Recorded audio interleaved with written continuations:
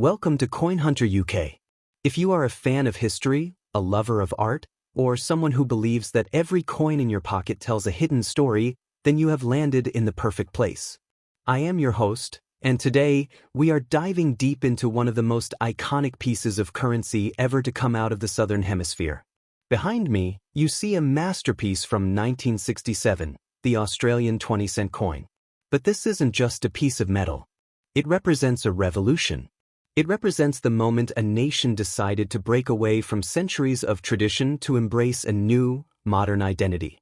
Today, we aren't just looking at this coin, we are interviewing it.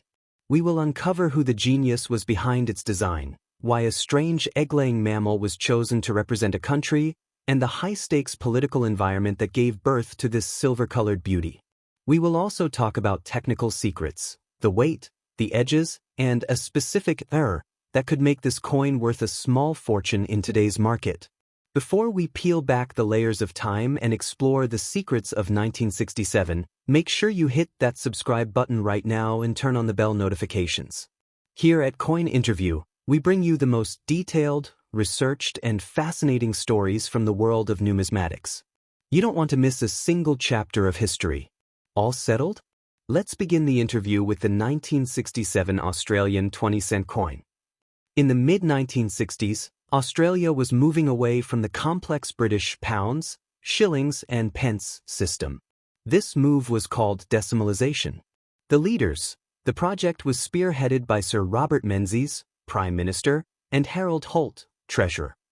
They wanted a currency that was modern, easy to calculate, and uniquely Australian. The reason, the old system, where 12 pence made a shilling and 20 shillings made a pound, was too difficult for a growing global economy. Australia wanted a system based on tens and 100s. National mood, the country was in a state of decimal fever. The government ran massive TV campaigns with a character named Dollar Bill to teach the public. The 1967 coin was the second year of this legendary new era, the face of the Queen. The subject, the front features the portrait of Queen Elizabeth II. Since Australia is a Commonwealth nation, the monarch's head is always on the currency. The artist, this specific portrait was designed by Arnold Machin. He was a famous British sculptor commissioned by the Royal Mint Advisory Committee. Why this portrait? It is known as the Machin portrait. It was chosen because it was more human and regal than previous versions, showing the Queen wearing the girls of Great Britain and Ireland tiara. The inscription decoded: Elizabeth II, her name and title. Australia, the nation that owns the currency. 1967, the year of production. Word count, there are 3 key identifiers on the front: name, nation, year. The secret of the platypus.